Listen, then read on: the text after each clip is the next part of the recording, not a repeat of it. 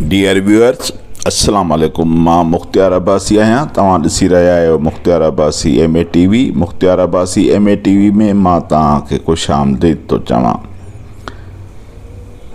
कुझु ॾींहं अॻु में ईद खां ते शहीद बिलाल काका हिकु नौजवान जे क़त्ल खां पोइ हिकु सिंध में हिकु नओं तहरक त नाहे, पर उन तहरक जो सिलसिलो आहे जेको शुरू थियो आहे, जंहिंमें मुख्य आहे त सिंध जे अंदरि जेका धारी आबादकारी आहे, जंहिंमें ख़ासि करे हिन वक़्तु जेका गैर क़ानूनी आबादकारी आहे, जेके अफ़गानी आहिनि, जेके लखनि जे तइदाद में सिंध ते हमले आवर जी सूरत में आया आहिनि, ऐं ख़ासि करे सिंध जे शहरनि में जिन खे शनाख्ती कार्ड बि ठाहे ॾिना विया आहिनि, डोमिसाइल वग़ैरह हे हो। त हीअ वीडियो जेका आहे मुख़्तसरन वीडियो मां तव्हांजे आॾो पेश कयां थो। ॾाढी तमामु घणी अहम वीडियो आहे, जेका तव्हां ॿुधंदव त तव्हांजा लिङ कांडारजी वेंदा। उहा मुख़्तसरन तव्हांजे आॾो मां शेयर कयां थो। उहा हीअ आहे त सिंध मथां धारियुनि जे यलगार जी तारीख़ त वसीउ आहे। राजा ॾाहर जो दौर हुजे, समन सूमरनि या कलहुड़नि जो दौर हुजे, सिंध हमेशह धारियुनि क़ौमुनि जी बेठकियत रही आहे। कंहिं महिल इराक़ जे अरबन जी बेठकियत त कंहिं महिल ईरान जी बेठकियत, कंहिं महिल मुग़लनि जी बेठकियत त कंहिं महिल तुर्खाननि ऐं अरगूननि जी बेठकियत, कंहिं महिल अफ़गानियुनि जी बेठकियत रही आहे त कंहिं महिल वरी अंग्रेज़नि जी बेठकियत रही आहे। इहे तारीख़ में इन्हनि जा मुख़्तलिफ़ दौरनि में सिंध जे मथां हमला बि थिया आहिनि, कब्ज़ा बि थिया आहिनि, ऐं उन्हनि जेको आहे सो सिंध जे मथां हुक्मरानी बि कई आहे। पर इन समूरनि दौरनि में जंहिंमें तुर्खाननि जो दौर हुजे, अरगूननि जो दौर हुजे, अंग्रेज़नि जो दौर हुजे या अरबन जो दौर हुजे, उन में जेको हिकु हमिलो आहे, हिकु जेको दौर आहे, जंहिंमें नालो अचे थो मदद ख़ान पठान, जेको अफ़गानी हुयो, जंहिं सिंध जे मथां हमिलो कयो हुयो। उन हमले जी तारीख़ जॾहिं तव्हांजे साम्हूं ईंदी त तव्हांजा लिङ कांडारजी वेंदा। उन जी हीअ वीडियो जेका आहे उहा तव्हांजे आॾो मां तमामु घणी महिनत करे हीअ ठाही आहे।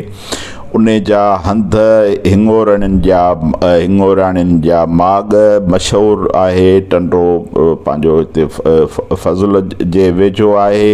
हैदराबाद खां तक़रीबन 30 खां 35 किलोमीटरनि जे मुफ़ासिले ते आहे। तव्हां अॼु बि उहो पासे में उन में तेल जी रिफाइनरी आहे, पंहिंजो टंडो फज़ल जी। अॼु बि उहे आसार उते मौजूदु आहिनि। मदद ख़ान पठान इन क़िस्म जो ज़ालिम ऐं जाबिर हुयो। उन रुगो क़त्ल अचे कोन कया, उन रुगो अचे माण्हू कोन मारिया, सिंध जे मथां रुगो हमिलो कोन कयो, पर उन वक़्त जे जेकी बि जॻहूं हुयूं सिंधियुनि जूं, सिंधी माण्हुनि जूं मिल्कियतूं हुयूं, उन्हनि खे बाक़ाइदे बाहियूं ॾियारियूं। उन बाहियुनि ॾियारण जो जेको मुख्य सबबु हो उहो इहो हो त उन वक़्त जे हुकुमरान जेके हुया कलोड़ा, उन्हनि रुगो थोरी नाबरी वारी त असां तोखे ॾनु न ॾींदासूं, छो त हिननि धारियुनि जा ॾन मुक़ररु थियल हुया।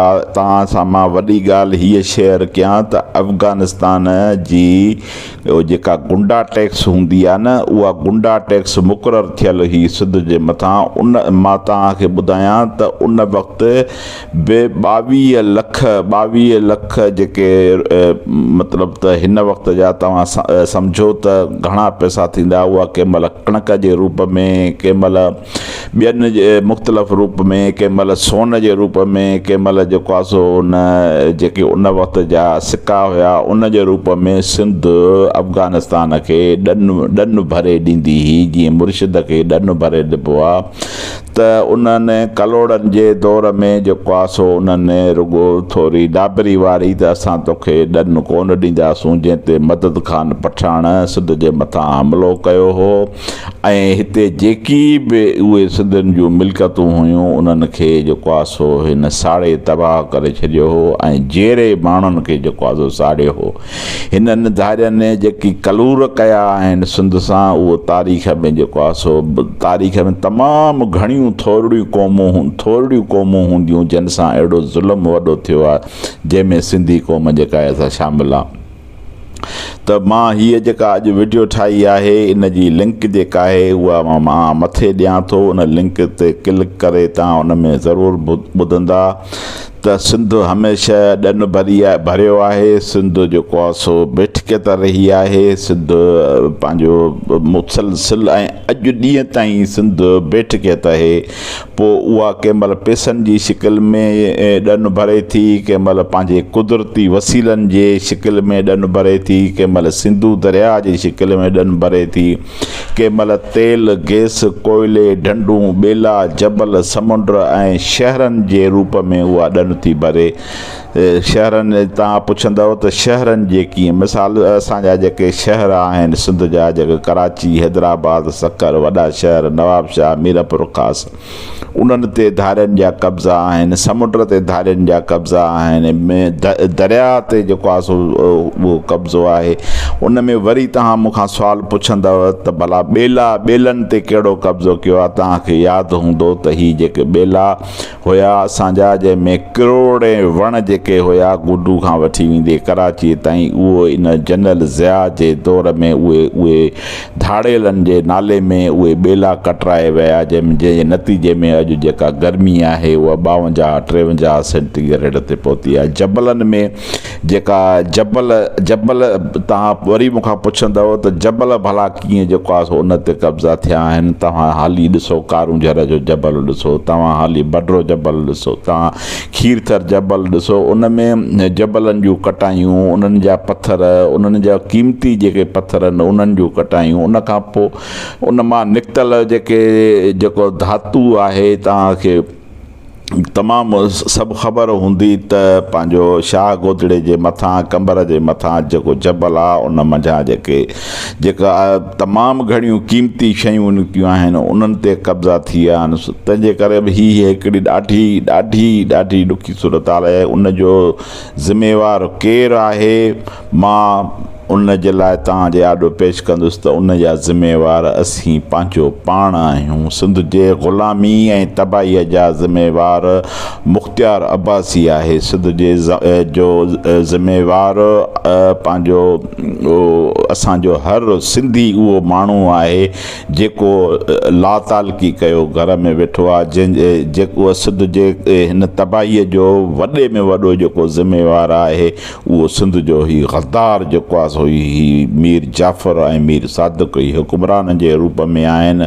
उहो तारीख़ में कहिड़ा बि हुकुमरान आया आहिनि उहे पंहिंजे क़ौम, पंहिंजे वतन, पंहिंजे धरतीअ सां उन्हनि गद्दारियूं कयूं आहिनि। भली तव्हां हिकु दौर जी तारीख़ वठी ॾिसो त उन धारियनि जे हमले जो जेको मुख्य तव्हांखे सबबु नज़र ईंदो उहो पंहिंजनि जूं गद्दारियूं हूंदियूं। हींअर वक़्तु आहे जेकॾहिं तव्हां मदद ख़ान पठान जो दौरो नथा वरजाइण चाहियो त पोइ ही वक़्तु अथव त ॿेली पंहिंजी पाण में क़ौमी गैरत पैदा कयो। ही वक़्तु आहे त हिते वेही फ़िलहाल असां हींअर ॿियो कुझु बि न कयूं। असां वटि हिकिड़ो हथियार आहे त सुप्रीम कोर्ट फ़ैसिलो ॾिनो आहे त पंहिंजो जेकी बि पंहिंजो इलीगल गैर क़ानूनी तरह ॿाहिरियां माण्हू आहिनि उन्हनि खे फ़ौरन वापसि कयो। अचो त हिन मुहिम हलायूं त पंहिंजो सिंध में जेकी बि इलीगल धारिया माण्हू जेकी बि अफ़गानी आहिनि, बर्मी आहिनि, बिहारी आहिनि, बंगाली आहिनि, उन्हनि खे फ़ौरन कढो। उन्हनि खे जेके तव्हां शनाती कार्ड ठाहे ॾिना आहिनि, जेके डोमिसाइल ऐं वोटनि में नाला उन्हनि जा तव्हां दाख़िल कया आहिनि, उन्हनि खे तव्हां फौरी तौरु कढो। हिन वक़्तु वक़्तु अथव, वक़्तु वियो त वरी मदद ख़ान पठाणनि जहिड़ा हज़ारे माण्हू जेके आहिनि सो उहे बची वेंदा। ऐं पोइ वरी इहो गरोड़ी शरीफ़ जो जेको चयल हो, जेके कौल हुया त सिध खे हमेशह जेको आहे सो कंधारनि खां लॻंदी। पोइ इहे कंधारी इहे ई अथव, अफ़गानी कंधारी अथव, जेके उन वक़्त में सिध सां उन्हनि ज़िलतूं कयूं ऐं उहे अॼु ॾींहं ताईं बि हीअ क़ातिल आहिनि, हीअ वहशी आहिनि, हीअ क्रिमिनल आहिनि।